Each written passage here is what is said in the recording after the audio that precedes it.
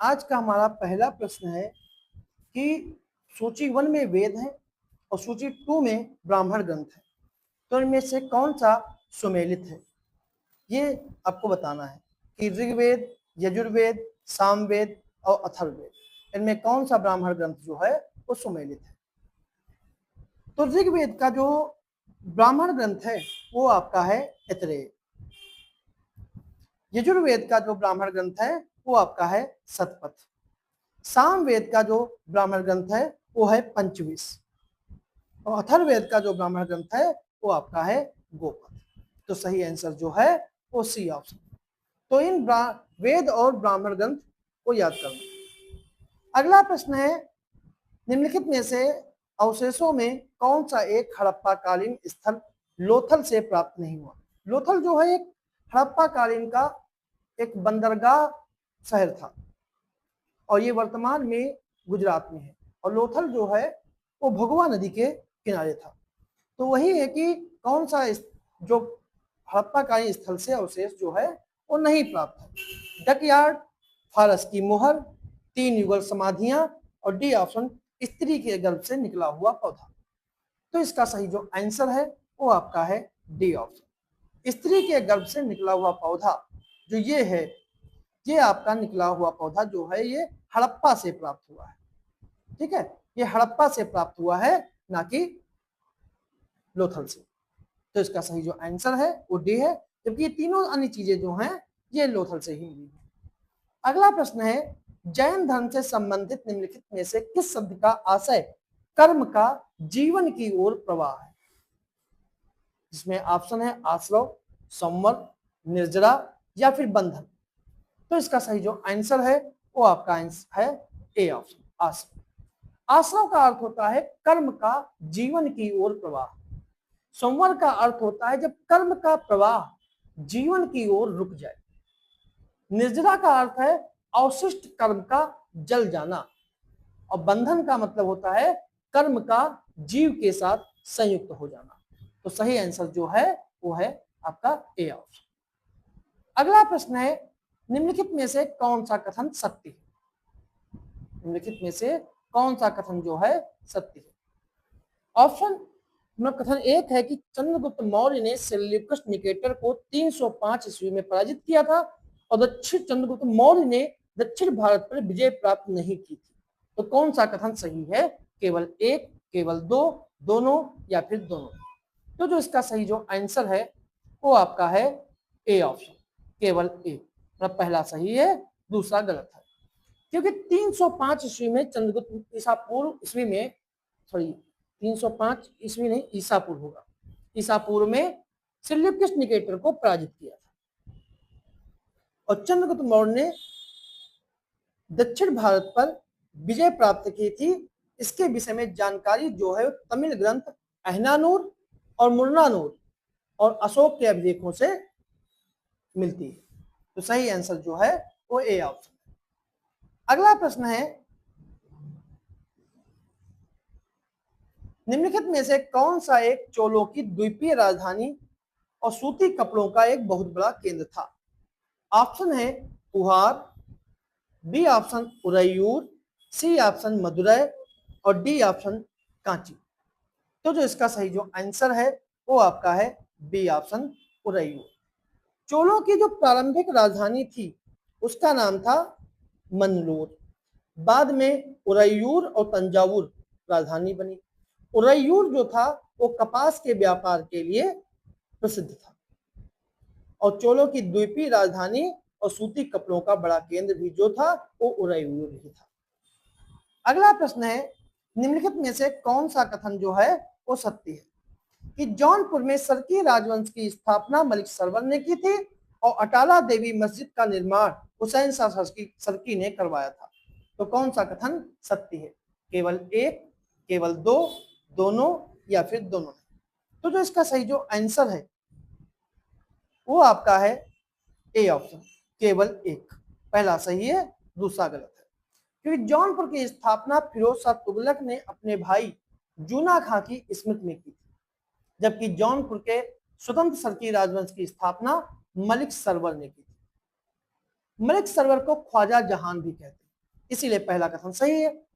अटाला देवी मस्जिद का निर्माण जो है 1408 में सरकी सुल्तान इब्राहिम शाह के द्वारा किया गया था, इसलिए दूसरा कथन जो है वो गलत है। अगला प्रश्न है कि पंचतंत्र का फारसी में अनुवाद यार ए दानिश के नाम से किसने किया था? ऑप्शन है अबुल फजल, फैजी, मौलाना हुसैन फैज या हाजी इब्राहिम सरहिंदी। तो जो इसका सही जो आंसर है वो आपका है C option, Maulana Hussain Faiz.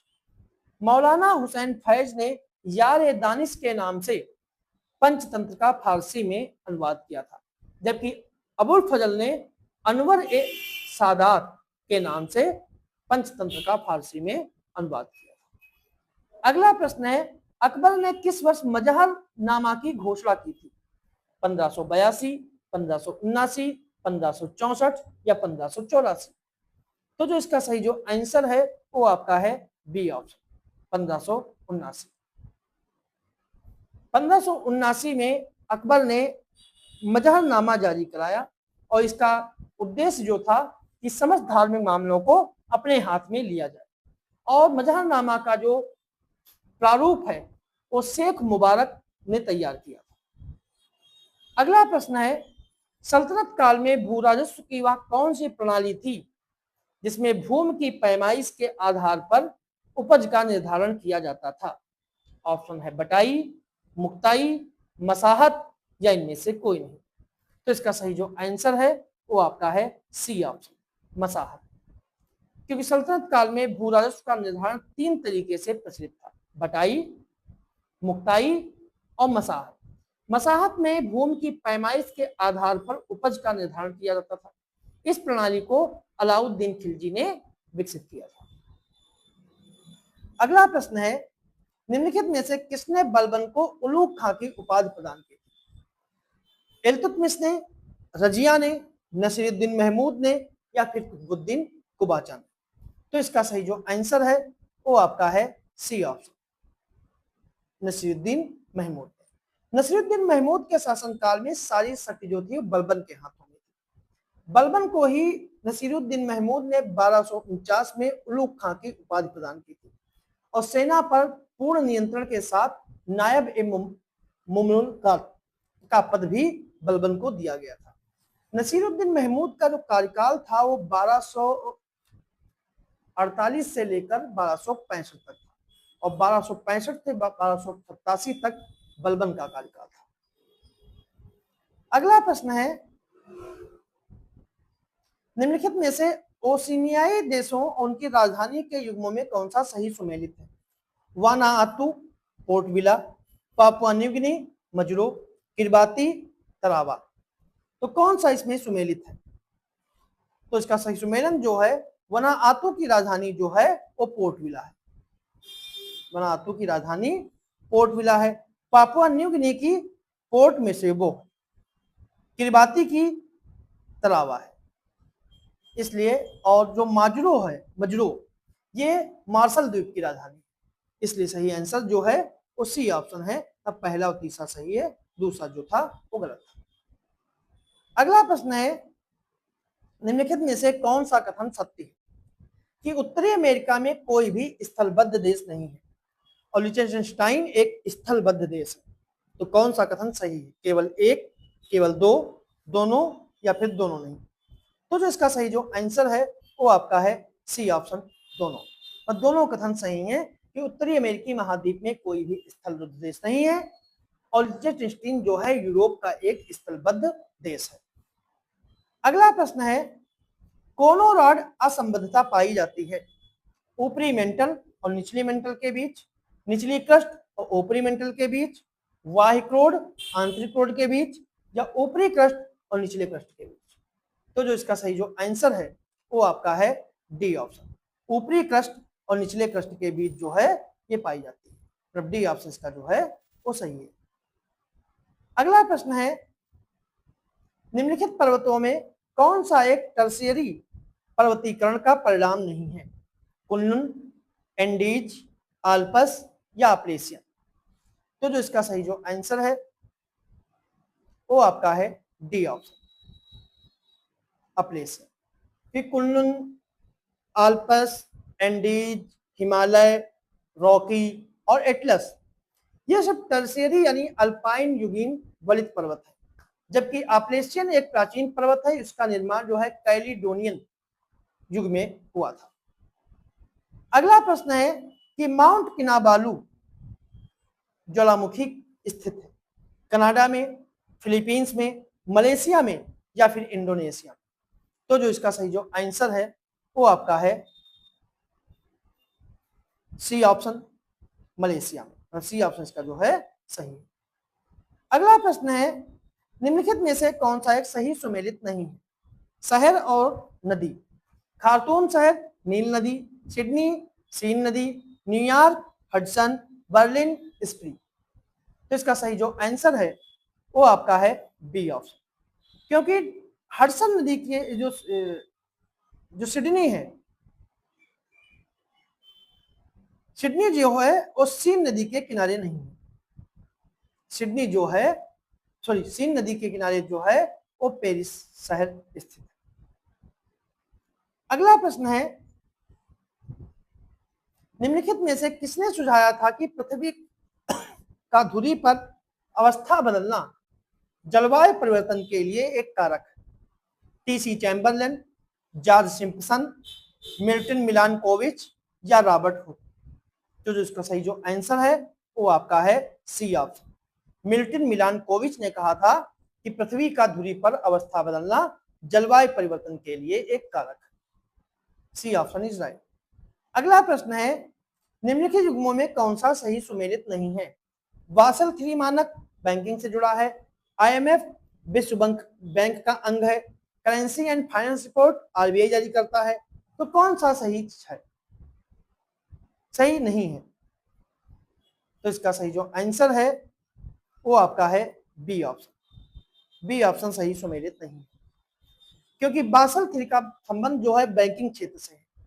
Currency and finance वार्षिक रिपोर्ट RBI जारी करती है, लेकिन IMF जो है विश्व बैंक का वो अंग नहीं है, इसलिए सही आंसर जो है वो बी ऑप्शन।